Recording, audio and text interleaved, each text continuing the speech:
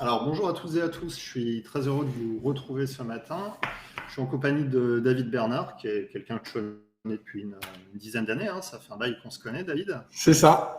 Bonjour.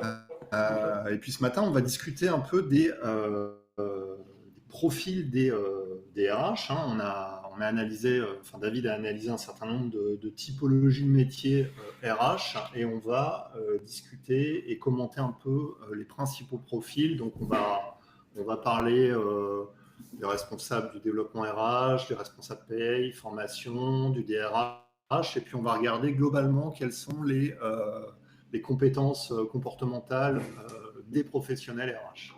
David, tu peux peut-être nous expliquer sur quoi s'appuie cette méthodologie et quel regard on peut porter dessus. Carrément. Alors, écoute, je vais sortir la présentation. Hop. Donc, elle est bien à l'écran, c'est bon? Ouais, nickel. Ok, good, super. Donc en effet, on a fait on a décidé ensemble de lancer cette étude. Pourquoi Parce qu'on se dit que les professionnels RH, en gros, c'est leur job de s'occuper des individus dans les entreprises. Donc ils passent leur temps à s'intéresser à qui sont les personnes, quels sont leurs talents. On parle beaucoup de la notion de soft skills, de potentiel, de talent naturel en ce moment. Et l'idée, c'était de se dire et si pour une fois, on s'intéressait un petit peu à celles et ceux, justement, qui d'habitude se chargent les autres. Donc, qu'est-ce qu'on a fait? Eh bien, on a commencé par regarder dans la base d'Assess First, le nombre de professionnels RH qu'on avait. Donc, on a récupéré les données qu'on a pu compiler entre 2019 et 2021. Donc là, on a récupéré les profils de 21 103 professionnels RH. Donc, quand je dis 21 103, on est vraiment sur sur le profil des professionnels RH plutôt à des positions de direction. Donc, on verra tout à l'heure qu'il y a un peu plus de 60 000 personnes en tout, si on compte les profils juniors, les opérationnels et ainsi de suite. Donc, la base, elle se découpe en 30%, comme on le voit à l'écran, 30% de DRH, 22%, à peu près un cinquième donc, de responsables recrutement, 14% de développement RH, 22% à nouveau de responsables formation, 3% un peu sous-représentés donc de responsables des relations sociales. Mais on verra qu'il y a quand même des résultats assez intéressants qui ressortent. Et enfin, 9% de responsables paye. Donc l'âge moyen est de quasiment 39 ans, avec une population, comme on le sait toutes et tous, majoritairement féminine à 67%, 27% d'hommes et 7% de personnes qui sont soit non binaires, soit qui n'avaient pas souhaité déclarer leur genre. Donc comment est-ce qu'on s'y est pris ? Alors, on a récupéré quelques données démographiques, comme on le voit, comme l'âge ou encore le genre, mais on s'est surtout intéressé à qui les personnes sont, mais qui elles sont réellement. C'est-à-dire, on s'est intéressé à leur profil à la fois comportemental, psychologique, profil de soft skills. Donc, il y a 3 grandes parties qu'on a pris en compte. Tout d'abord, on a récupéré les évaluations, ce qu'on appelle les capacités cognitives. Donc, c'est quoi les capacités cognitives? Là, on parle vraiment, on va dire, de l'agilité intellectuelle. C'est vraiment, si on voulait faire une analogie avec un ordi, en gros, c'est le processeur, quoi. C'est à quelle vitesse je pense, dans quelle mesure j'ai la capacité à gérer de la complexité, résoudre des problèmes qui sont un peu sensibles. Ensuite, on a la partie motivation. Donc là, la motivation, j'insiste bien là-dessus, parce que des fois, on peut se dire, est-ce qu'ils sont motivés, pas motivés? C'est pas ça qu'on évalue. C'est pas la motivation en soi. C'est vraiment quels sont les moteurs, quels sont les besoins fondamentaux, par quoi sont mis en mouvement aujourd'hui les professionnels RH. Qu'est-ce qui les fait avancer dans leur job? Et enfin, le 3e facteur qu'on a pris en compte, c'est un critère de personnalité. Et donc, la personnalité, c'est quoi? On dit souvent, c'est un peu la colonne vertébrale psychologique des individus. En gros, c'est quels sont les comportements que j'aurais tendance à présenter au naturel, sans me forcer, en restant moi-même. Donc, ce qu'on a fait, on a récupéré ces datas pour l'ensemble des un peu plus de 21 000 professionnels de la fonction RH, des fonctions de direction. Donc, on a croisé l'ensemble de ces données parce qu'on n'a pas les capacités cognitives qui jouent toutes seules d'un côté, les motivations de l'autre, la perso de l'autre. En fait, ce qu'il faut bien comprendre, c'est que tout ça, c'est en interaction et ça nous a permis d'identifier ce qu'on appelle en gros les talent naturel des individus. C'est-à-dire, en gros, qu'est-ce que les personnes sont capables de faire au plus haut niveau? Quelles sont justement les facilités que les professionnels RH ont, leurs talents, et comment ça va s'exprimer. Donc ensuite, on a réalisé une analyse big data là-dessus, c'est-à-dire que l'objectif, c'était d'appliquer des modèles d'analyse statistique pour pouvoir extraire ce qu'on appelle des caractéristiques distinctive, c'est-à-dire, bien évidemment, il ne suffit pas de faire ressortir des éléments un peu saillants, mais on va s'assurer que, eh bien, quand on regarde ces éléments saillants, ils sont bien différents de ceux qu'on peut observer dans la population générale. Et tout ça, ça nous a amené à créer ce qu'on appelle des modèles de benchmark. Donc là, on a fait ce qu'on appelle, alors c'est un terme un peu barbare, donc modélisation des invariants. Donc encore une fois, l'idée, c'est vraiment de se dire, quand je m'intéresse par exemple au profil des DRH, est-ce qu'il y a des choses qui ressortent de manière privilégiée et de manière distinctive par rapport au reste de la population générale. Donc voilà comment on s'y est pris, Christophe, sur la partie méthodologie. Non, ça marche. On va tout de suite rentrer dans le vif du sujet et regarder un peu la fonction de responsable recrutement. Carrément. Alors, responsable recrutement, donc là, quand on s'intéresse au profil recrutement, déjà, on en avait un petit peu, quasiment 4500, 4465. Bon, on voit pour le genre 67% de femmes, 26% d'hommes. Alors, si on s'intéresse tout d'abord aux motivations des individus, donc là, c'est tout en haut à droite, donc on voit qu'il y a deux grandes motivations, deux grands moteurs qui sont ressortis. Rencontrer de nouvelles personnes, donc là, c'est vraiment créer de nouvelles relations, ça tombe bien quand on est dans le recrutement, a priori, c'est ce qu'on va faire, et la partie avoir de l'influence. Donc, j'explique pour la partie capacité cognitive, là, comment ça se lit, ce petit graphe. On voit, il y a comme une espèce de courbe de Gauss avec, donc voilà, ça part du rouge, orange, jaune, vert et vert foncé. En fait, ce qui est en vert foncé, c'est là où on retrouve les responsables de recrutement le plus fréquemment. C'est-à-dire qu'on voit que, en gros, les scores rouges, ce sont plutôt des scores faibles sur les capacités intellectuelles. Ensuite, orange, moyen, moins. Jaune, moyen, vert, c'est un peu au-dessus de la moyenne. Et quand on est sur le vert foncé, on est vraiment sur des capacités qui sont au-delà justement de la moyenne, voire des scores très élevés. Donc, on a plutôt des responsables de recrutement qui sont smart, on va dire. Et ensuite, sur la personnalité, alors là, comment ça se lit? Donc, on le voit déjà, et puis après, ça sera applicable pour tous les autres métiers qu'on va voir. En fait, à chaque fois, vous voyez, on a des critères qui peuvent être soit en vert rouge, soit tout gris. Donc, les zones toutes grises, qu'est-ce que ça veut dire? Par exemple, je prends le premier qui est tout en haut à midi, là, prend l'ascendant sur les autres. Ça veut dire que c'est un critère qui n'est pas distinctif. Qu'est-ce que ça veut dire qu'un critère qui n'est pas distinctif? Ça veut dire que dans les responsables recrutement, il y a à peu près autant de gens qui vont avoir un leadership fort, qui auront tendance à se positionner en tant que leader, à prendre l'ascendant, à s'affirmer, que de personnes qui ont pas cette tendance comportementale. Donc, ça n'est pas un critère qui est caractéristique, on va dire, de la fonction de responsable recrutement. Mais pourtant, les motivations, tu les as analysées comment? Alors, les motivations, en fait, ce qu'on a fait aujourd'hui, tu sais, on a un questionnaire pour analyser les motivations qui s'appelle Drive, qui évalue 20 facteurs de motivation. Donc, ce qu'on a fait, c'est qu'on a récupéré les scores obtenus par les 4465 responsables recrutement sur ces 20 motivations. Et ensuite, on a comparé les résultats qu'on a obtenus par rapport à une base aujourd'hui où tu as un peu plus de 5 millions de personnes. Et en fait, on regarde qu'est-ce qui ressort. Est-ce que la différence, elle est ce qu'on appelle statistiquement significative quand tu compares ce qui ressort chez les responsables de recrutement des autres. Donc là, il n'y a pas énorme. Ce qu'on peut voir, c'est que dans les motivations, on ressort avoir de l'influence, par exemple. Ouais. Mais dans le trait de personnalité, ce n'est pas quelque chose de caractéristique. Ouais, alors ça c'est intéressant, tu vois, parce que c'est vrai que des fois on peut se dire ouais mais il y a enfin ça va pas quoi, il y a un mismatch entre deux, mais en fait il y a un manque d'alignement, mais en fait non, c'est-à-dire qu'il faut bien comprendre que les motivations c'est ce que je veux faire, c'est ce qui me met en mouvement, et ensuite la personnalité c'est plus comment tu vas le faire. Et c'est-à-dire que avoir de l'influence, tu peux l'avoir de plein de manières. Tu peux l'avoir en effet en étant très leader, en t'affirmant très fort, ou tu peux l'avoir peut-être d'une autre manière. Et là, a priori, c'est plutôt d'une autre manière. D'accord. Et donc, sur la partie personnalité, donc on voit que les responsables recrutement sont plutôt des gens qui ont tendance à s'impliquer affectivement. Donc, on voit un score compris entre 7 et 10. Par contre, on voit qu'il y a très peu de gens qui ont un score entre 1 et 4. Donc, plutôt des gens investis affectivement. Consulte avant de décider, c'est un score assez faible en revanche. Donc, ça ne veut pas dire qu'ils écoutent personne, c'est pas ça. C'est juste que ce sont des gens qui ont une certaine indépendance d'esprit et qui arrivent à se départir du point de vue des autres. C'est-à-dire, ils n'ont pas besoin de demander à chaque fois l'avis des autres pour se faire une opinion. Donc, ce qui est plutôt pas mal quand même quand tu es recruteur, d'avoir une certaine indépendance d'esprit. Est attiré par les tâches variées, bah ouais, il y a beaucoup de choses à faire, hein, donc c'est bien. Fait preuve d'inventivité, donc ils ont plutôt des scores faibles.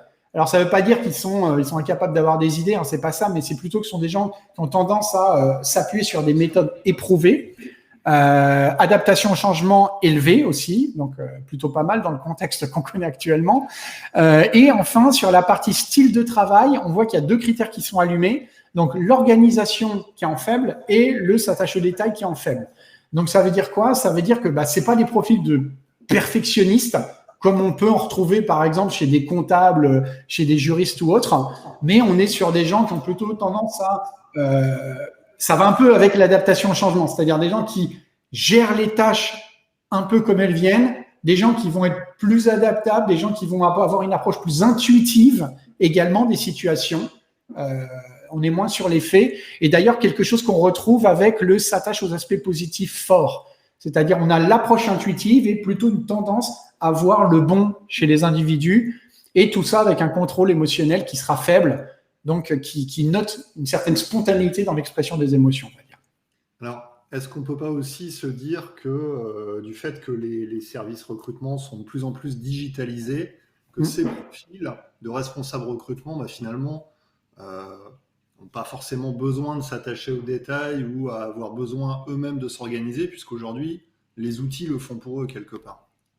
Ouais, alors, ouais, clairement, tu as tout à fait raison. En fait, c'est intéressant que tu relèves ça, parce qu'en fait, il y a ce côté attachement au détail et il y a aussi le côté objectif. Tu vois, par exemple, typiquement, on s'attendrait à ce qu'une personne qui doit avoir un avis, justement, en prenant un certain recul, on lui demande justement de sortir des représentations que peuvent avoir les managers ou des biais qu'on peut avoir, on se dit, il faudrait mieux qu'ils aient un score faible sur s'attacher aux aspects positifs, c'est-à-dire qu'ils s'en tiennent aux faits. Mais en effet, aujourd'hui, il y a plein de techniques.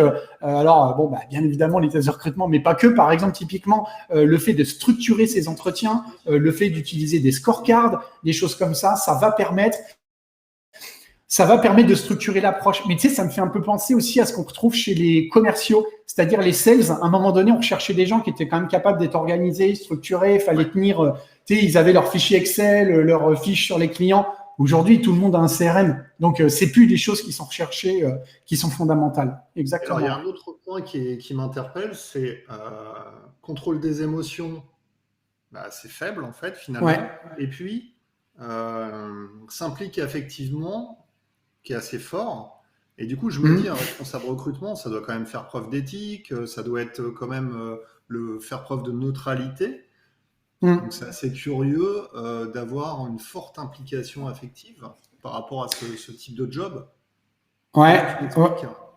Ouais, c'est vrai. En fait, je pense que ça tient peut-être aux raisons pour lesquelles les gens arrivent au recrutement dans un tout premier temps. Tu sais, c'est un peu comme les gens. Enfin, moi, je vois, j'ai fait un cursus en psychologie. T'as plein de gens qui arrivent en psychologie en se disant, moi, je veux aider les autres. Ce que je veux, c'est, en gros, c'est ça. C'est, je veux les aider, je veux les comprendre. Alors qu'en fait, tu te rends compte que les meilleurs psys, c'est pas forcément qui font ça qui font qui font ça pour cette raison-là.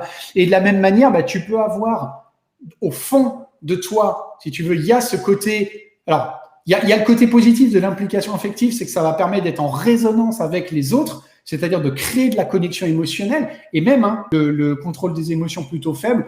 Quand tu s'attache aux aspects positifs forts et contrôle émotionnel faible, c'est souvent les gens qui ont un enthousiasme assez fort, enthousiasme communicatif. Donc, il faut imaginer ces 3 critères-là, qu'est-ce que ça fait ensemble? Ça fait des gens qui s'intéressent aux autres, qui peuvent qui ont cette tendance à créer de la connexion en envoyant du bon de manière très émotionnelle.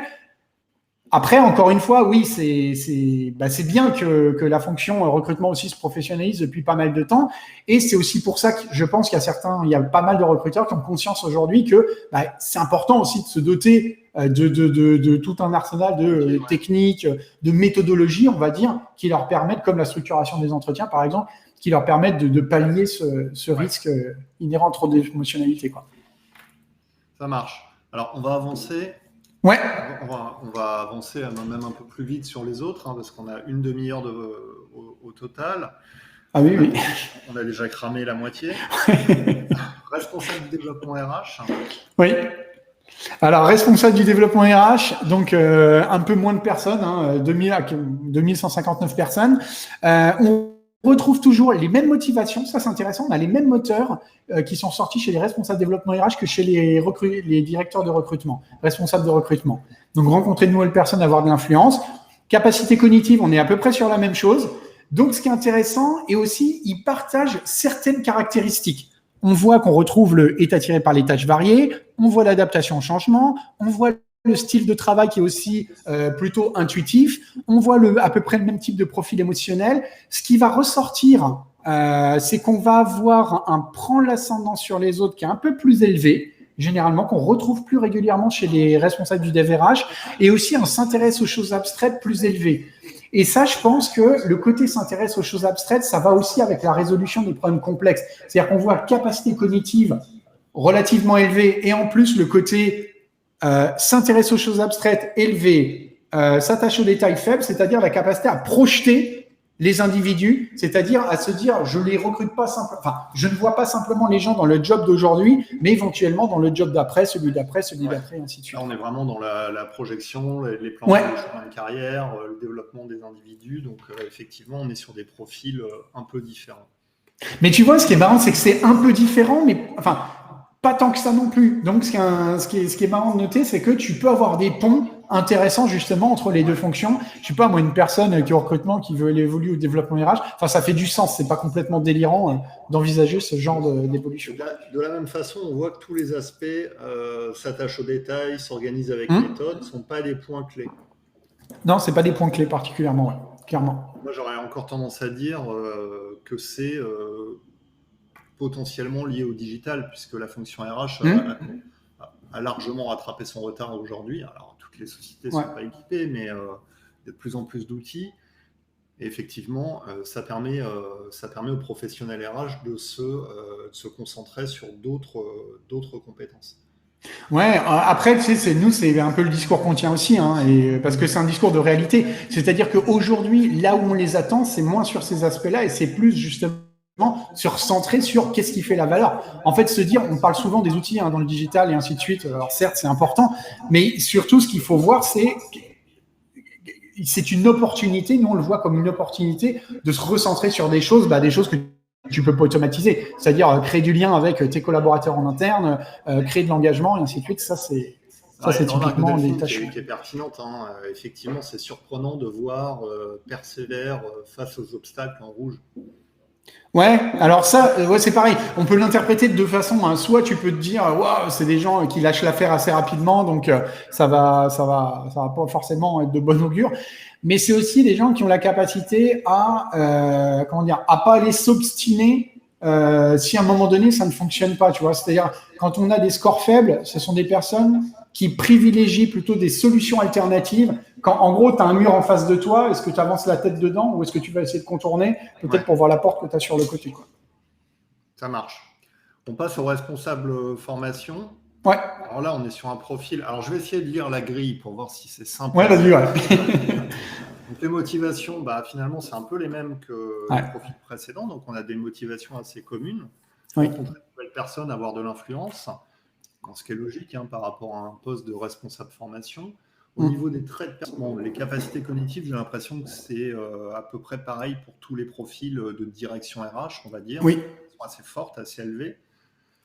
Au niveau de la personnalité, alors là, on a beaucoup plus de traits de personnalité sur la partie créativité, adaptabilité. Donc, s'adapter, faire preuve d'inventivité, s'intéresse aux choses abstraites, tâches variées, consulte avant de décider. Ce qui caractérise vraiment le responsable formation, qui va être à l'écoute des collaborateurs pour comprendre leurs attentes, mettre en place les bons formats de formation, les bons outils, au bon endroit, au bon moment, pour accompagner justement le développement des compétences, et puis prend l'ascendant sur les autres, parce qu'à un moment donné, il faut, justifier ce plan de formation et l'imposer aux équipes et aux managers pour accompagner le développement des compétences.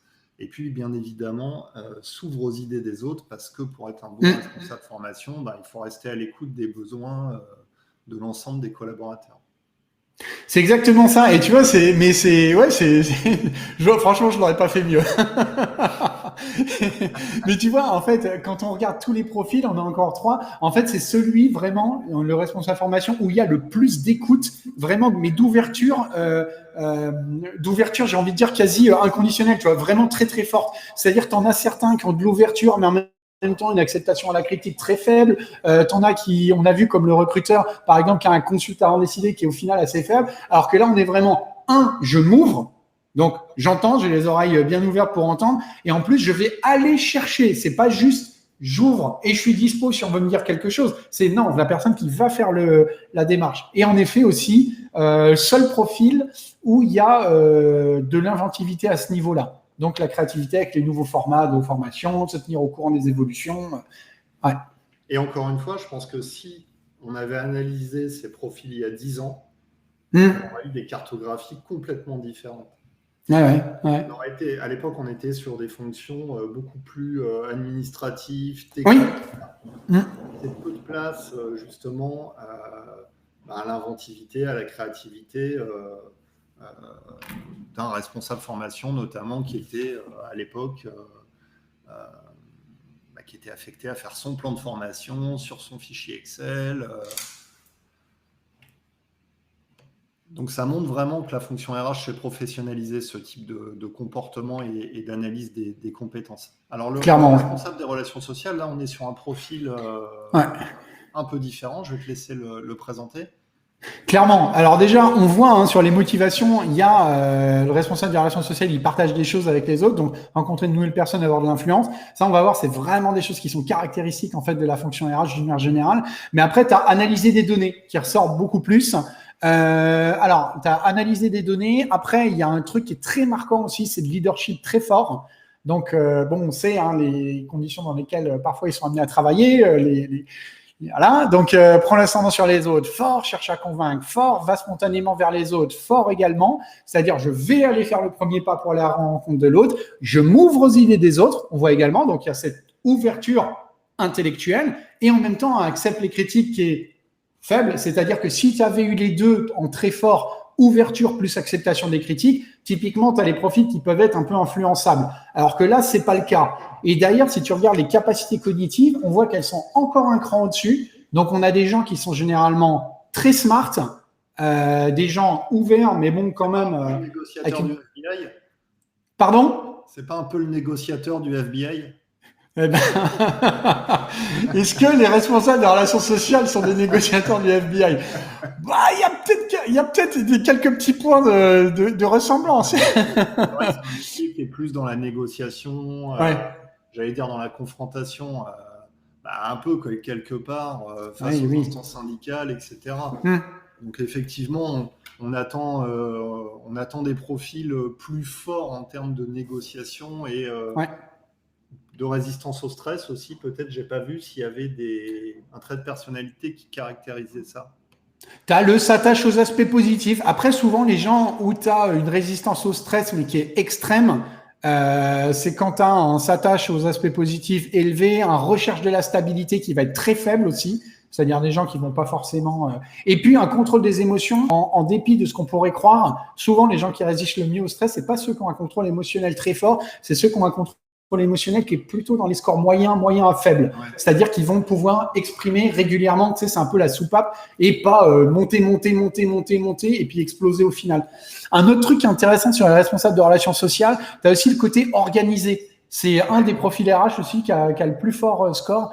C'est pareil, quand tu fais des négos, tu vois, si tu as donc une certaine ouverture pour entendre les points de vue des autres, mais en même temps, tu te fais pas influencer, tu es capable de développer des argumentations, structurer ton point de vue, tout ça avec des capacités intellectuelles quand même élevées. Donc, on est sur un bon niveau. Et un leadership qui te permet aussi à un moment donné, pas être que dans la réceptivité, mais aussi de pouvoir faire valoir tes points de vue et ceux de l'entreprise, ça c'est intéressant.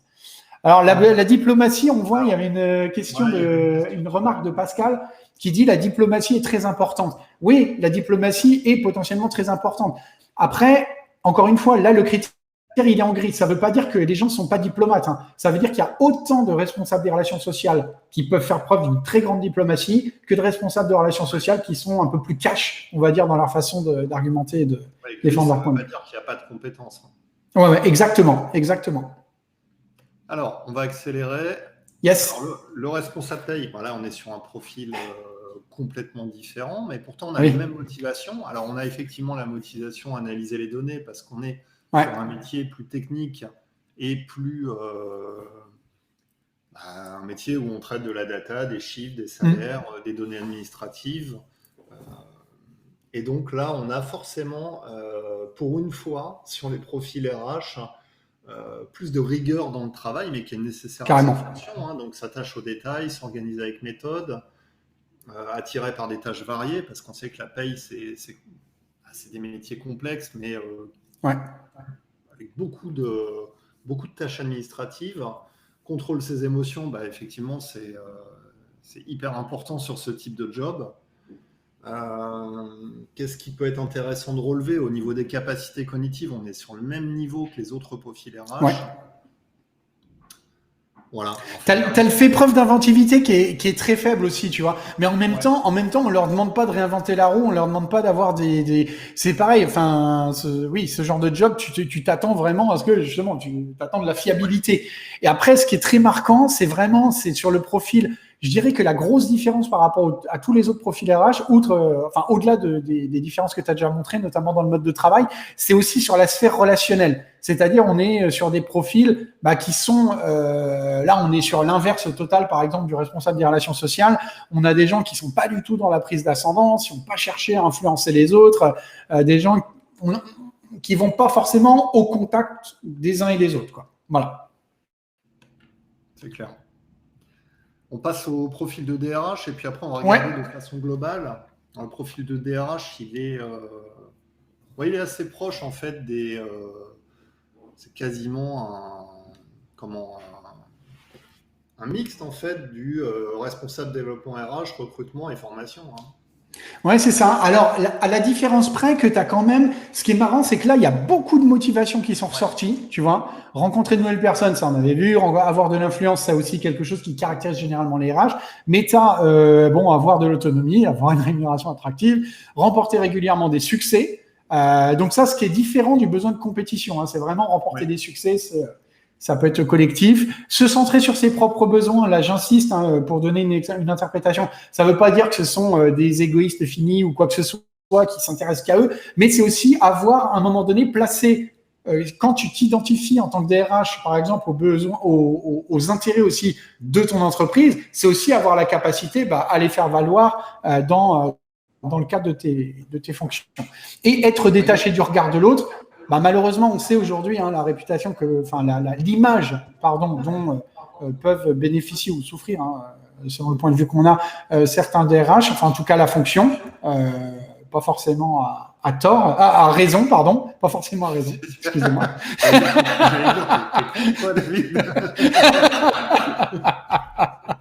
Non, mais on sait tous l'engagement qu'il y a dans la fonction RH. Donc justement, ce serait mauvais que de dire ça. C'est intéressant de publier ces résultats pour montrer que la fonction RH, c'est avant tout une fonction qui est humaine. Et d'ailleurs, on le voit dans toutes les motivations. On est vraiment sur rencontrer des nouvelles personnes. Alors effectivement, là, le DRH, lui, on a eu la question pourquoi il a autant de motivations alors que les autres avaient une ou deux motivations. Tu as une réponse à ça? Parce que c'est une sont communes à tous ces profils, en fait. Ouais, exactement. En fait, ça, ce sont les motifs. Pourquoi? La seule réponse, moi, que je suis en mesure d'apporter aujourd'hui, c'est parce que c'est ce qui est ressorti statistiquement, en fait.